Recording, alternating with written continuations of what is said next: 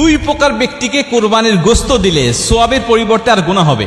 নবীজি সাল্লাল্লাহু আলাইহি ওয়াসাল্লাম কঠোরভাবে নিষেধ করেছেন এই দুই ব্যক্তিকে কুরবানির গোশত দেওয়ার জন্য, অথচ আমরা এদেরকে দিতে খুব বেশি আনন্দ ফিল করি এবং সওয়াব মনে করে তাদেরকে দেই। নবীজি সাল্লাল্লাহু আলাইহি ওয়াসাল্লাম নিষেধ করেছেন, বুখারী, মুসলিম এবং সিয়াসিত্তার অধিকাংশ কিতাবের মধ্যে এই হাদিসগুলো বর্ণনা করা হয়েছে, কিন্তু অধিকাংশ মানুষ আমরা জানি না এবং অনেকে জেনেও না জানার ভান করে বসে থাকি আমরা। হযরত আলী রাদিয়াল্লাহু তাআলা আনহু বলছেন, নবীজি সাল্লাল্লাহু আলাইহি ওয়াসাল্লাম বলছেন, তোমরা প্রথম নম্বরে কোনো কসাইকে মজুরি হিসাবে গোশত দিবে না।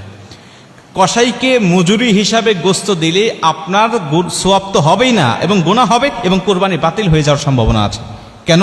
কারণ আপনি কসাইকে নিযুক্ত করেছেন, আপনি অবশ্যই কসাইকে পারিশ্রমিক দিবেন, তবে গোশত নয়। আপনি যেই পশুটা কুরবানি দিয়েছেন এই পশু থেকে আপনি মজুরি হিসাবে সেই কসাইকে দিবেন, এটা নবীজি সাল্লাল্লাহু আলাইহি ওয়াসাল্লাম কঠোরভাবে নিষেধ করেছেন। আপনি কসাইকে নিযুক্ত করার পূর্বে তার সাথে আপনাকে চুক্তি করতে হবে, আপনি অবশ্যই তাকে পারিশ্রমিক দিবেন, তাকে ঠকাবেন না, কোনোভাবেই নয়। এবং নবীজি তো মজুরিদেরকে বলেছেন যে তার গায়ের ঘাম শুকিয়ে যাওয়ার আগে তার পাওনাটাকে বুঝিয়ে দাও। অতএব সেই নবী কখনোই তাদেরকে ঠকাবেন না। নবীজি সাল্লাল্লাহু আলাইহি ওয়াসাল্লাম বলছেন, অবশ্যই তাদেরকে মজুরি দিতে হবে, পারিশ্রমিক দিতে হবে, কিন্তু এই কোরবানির পশু থেকে নয়, দিতে হবে তোমার ইনকামের মধ্য থেকে, তোমার সম্পদের মধ্য থেকে। তুমি চুক্তিবদ্ধ করে নিবে তাকে যে তুমি আমার গোশতটা সারাদিন কাটাকাটি করবে, সারাদিন তুমি আমার গোশত নিয়ে ব্যস্ত থাকবে, তোমাকে অবশ্যই আমি উপযুক্ত পারিশ্রমিক দিব।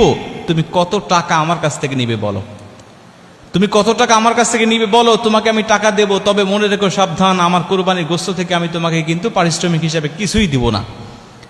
এরপরে আপনি তাকে উপযুক্ত পারিশ্রমিকটা বুঝিয়ে দেওয়ার পরে আপনি অন্য 10 জনকে যে পরিমাণ গোশত দেন বা যে নিয়তে আপনি গোশত দেন, আপনি তাকে ঠিক সেইভাবেই আপনি তাকে কিছু দিয়ে দেন পারিশ্রমিক দেওয়ার পরে। কিন্তু আপনি গোশতকে পারিশ্রমিক হিসাবে দিয়ে দিলেন বা ওই আপনি মূল্য কম দিলেন যে আমি তো তাকে কিছু গোশত দিবই, অতএব মূল্য কম দিচ্ছি, তাহলে আপনার সওয়াব হবে না। এটা হলো 1 নম্বর। 2 নম্বরে, যে ইমামকে দিয়ে বা যেই মানুষকে দিয়ে আপনি কোরবানির পশুটাকে আপনি জবাই করে নিয়েছেন, এই ইমামকে আপনি পারিশ্রমিক হিসাবে, সে জবাই করে দিয়েছে আমি তাকে গোশত দিয়ে দিলাম না, এটা আপনি দিতে পারবেন না। আপনি সে জবাই করেছে, অবশ্যই তাকে পারিশ্রমিক দিবেন, অবশ্যই তাকে মূল্য দিবেন, হাদিয়া দিবেন, তবে কোরবানি গোশত থেকে নয়, আপনি তাকে আলাদা মূল্য দিয়ে দিবেন। কিন্তু আমাদের সমাজ আমরা দেখতে পাই, সে সারাদিন কাটাকাটি করেছে বা সে আমার গরুটা জবাই করে দিয়েছে, তাকে মাথাটা দিয়ে দিলাম, তাকে পাটা দিয়ে দিলাম, তাকে ভুঁড়িটা দিয়ে দিলাম, এই অংশগুলোকে আমরা দিয়ে দিলাম, অথবা আমরা তাকে এখান থেকে 5 কেজি 10 কেজি গোশত তাকে আমি দিয়ে দিলাম। এটা আপনার ইচ্ছা মতো হবে না। আপনি এটা আল্লাহর রাস্তায় কোরবানি দিয়েছেন, এটা আপনার দায়িত্ব নয়, এই গোশত আপনি মালিক নয়, এটা আল্লাহ আপনাকে মেহমানদারি হিসাবে দিয়েছেন।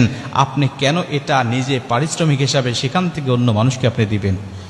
অবশ্যই আপনাকে মূল্য তাদেরকে দিতে হবে। যদি পারিশ্রমিক হিসাবে 2 জনকে আপনি গোশত দেন, তাহলে আপনার কোরবানি এই গোশত, এখানে সওয়াবের কোনো আশা আপনি করতে পারেন না। এখান থেকে আপনার গুনাহ হওয়ার সম্ভাবনা, গুনাহ হবে এবং কোরবানি বাতিল হয়ে যাওয়ার